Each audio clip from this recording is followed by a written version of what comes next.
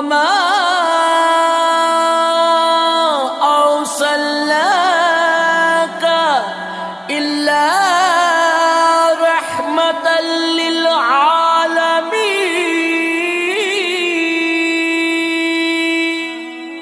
And we have sent you, O Muhammad, not but as a mercy for the Alameen.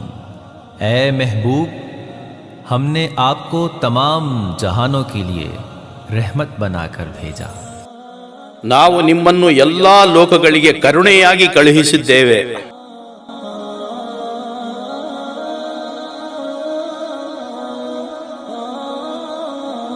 ಸ್ತ್ರೀ ವಿಮೋಚಕ ಪ್ರವಾದಿ ಮುಹಮ್ಮದ್ ಸಲಾಹು ಅಲೈಹಿ ವಸಲ್ಲಂ. ಸ್ತ್ರೀ ವಿಮೋಚಕ ಪ್ರವಾದಿ ಮುಹಮ್ಮದ್ ಸಲಾಹು ಅಲೈಹಿ ವಸಲ್ಲಂ ಗಮನ ಸೆಳೀತಾನೆ. ದಯವಿಟ್ಟು ಕೇಳಿ. ಹೆಣ್ಣು ಮಗು ಹುಟ್ಟುವುದೇ ಶಾಪ. ಹೆಣ್ಣು ಮಗು ಹುಟ್ಟುವುದೇ ಶಾಪ. ಹೆಣ್ಣು ಮಗುವಿಗೆ ಜನ್ಮ ಕೊಡುವುದೇ ಕಳಂಕ ಅಂತ ಭಾವಿಸುವಂಥ ಕಾಲ ಅದು.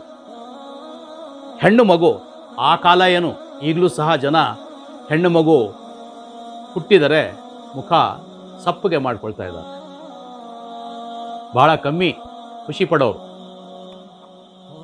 ಹೆಣ್ಣು ಮಗು ಹುಟ್ಟಿದ ತಕ್ಷಣ ಜೀವಂತ ಹೂಳಲಾಗುತ್ತಿತ್ತು ಅರಬ್ ದೇಶದಲ್ಲಿ. ಹೆಣ್ಣು ಮಗು ಕೂಡ ನಿಮ್ಮಂತೆಯೇ ಇರುವ ಮನುಷ್ಯ ಜೀವಿ. ಅದನ್ನು ಪ್ರೀತಿಯಿಂದ ಸಾಕಿ ಸಲಹಿ ಉತ್ತಮ ಶಿಕ್ಷಣ ನೀಡಿ ಬೆಳೆಸುವುದೇ ನಿಮ್ಮ ಮೋಕ್ಷದ ದಾರಿ ಎಂದು 1492 ವರ್ಷಗಳ ಹಿಂದೆಯೇ ಸಾರಿದವರು ಪ್ರವಾದಿ ಮುಹಮ್ಮದ್ ಸಲ್ಲಲ್ಲಾಹು ಅಲೈಹಿ ವಸಲ್ಲಂ. ಹೆಣ್ಣು ಅಥವಾ ಮಹಿಳೆಯರನ್ನು ನೋಡುವ ದೃಷ್ಟಿಕೋನ ಬದಲಾಗಬೇಕು. ಹೆಣ್ಣು ಗಂಡಿನ ಮಧ್ಯೆ ತಾರತಮ್ಯ ಇರಬಾರದು. ಹೆಣ್ಣಿನ ವ್ಯಕ್ತಿತ್ವ ಅಸ್ತಿತ್ವ ಎಂಬುದು ಇದೇ ಆಕೆ ಶಾಪವಲ್ಲ, ಅನುಗ್ರಹ ಎಂಬ ಬೋಧನೆ ಮೂಲಕ ಜನರ ಕಣ್ಣು ತೆರೆಸಿದರು ಪ್ರವಾದಿ ಮುಹಮ್ಮದ್ ಸಲ್ಲಲ್ಲಾಹು ಅಲೈಹಿ ವಸಲ್ಲಂ. ನಮಗೂ ಒಂದು ಹೆಣ್ಣು ಮಗು ಹುಟ್ಟಲಿ ಎಂದು ಜನರು ಪ್ರಾರ್ಥಿಸುವಂತಹ ಕ್ರಾಂತಿಕಾರಿ ಬದಲಾವಣೆ ತಂದಿರುವುದು ಇತಿಹಾಸ.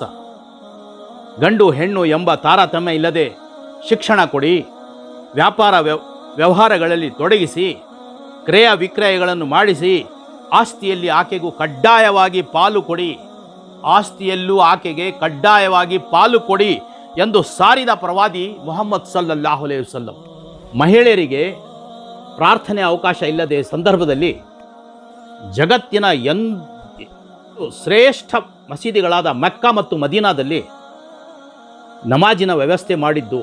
ಇಂದಿಗೂ ನಮಾಜ್ ಅಲ್ಲಿ ಸ್ತ್ರೀ ಪುರುಷರು ಒಟ್ಟಿಗೆ ನಮಾಜ್ ಮಾಡುತ್ತಿರುವುದು ಇಸ್ಲಾಂ ತಂದ ಕ್ರಾಂತಿಕಾರಿ ಬದಲಾವಣೆ ಅಲ್ಲದೆ ಇನ್ನೇನು.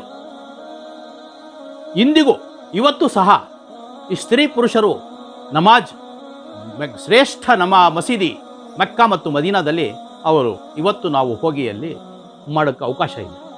ಈ ಕ್ರಾಂತಿಕಾರಿ ಬದಲಾವಣೆ ತಂದವರು ಪ್ರವಾದಿ ಮುಹಮ್ಮದ್ ಸಲ್ಲಲ್ಲಾಹು ಅಲೈಹಿ ವಸಲ್ಲಂ. ಈ ಸ್ತ್ರೀ ಕುಲಕ್ಕೆ ಅಭಿವ್ಯಕ್ತಿಯ ಸ್ವಾತಂತ್ರ್ಯದ ಮಹತ್ವವನ್ನು ಪ್ರವಾದಿ ಪರಿಚಯಿಸಿದರು. ವಿವಾದದ ಸಂದರ್ಭದಲ್ಲಿ ವಧು ದಕ್ಷಿಣೆ ಮೆಹರ್, ವಧು ದಕ್ಷಿಣೆ ಹೆಣ್ಣಿನ ಹಕ್ಕು ಎಂದು ಪರಿಗಣಿಸಿದವರು ಪ್ರವಾದಿ ಮುಹಮ್ಮದ್ ಸಲ್ಲಲ್ಲಾಹು ಅಲೈಹಿ ವಸಲ್ಲಂ. ತಾಯಿ, ಸಹೋದರಿ, ಪತ್ನಿ, ಪುತ್ರಿ ಇವರೊಂದಿಗೆ ಹೇಗಿರಬೇಕು, ಹೇಗೆ ಬಾಳಬೇಕು ಎಂದು ಹೇಳಿಕೊಟ್ಟವರು ಪ್ರವಾದಿ ಮುಹಮ್ಮದ್ ಸಲ್ಲಲ್ಲಾಹು ಅಲೈಹಿ ವಸಲ್ಲಂ. ತಾಯಿಯ ಪಾದದ ಅಡಿ ಸ್ವರ್ಗವಿದೆ ಎಂದು ಸಾರಿದವರು ಹೇಳಿಕೊಟ್ಟವರು ಪ್ರವಾದಿ ಮುಹಮ್ಮದ್ ಸಲ್ಲಲ್ಲಾಹು ಅಲೈಹಿ ವಸಲ್ಲಂ.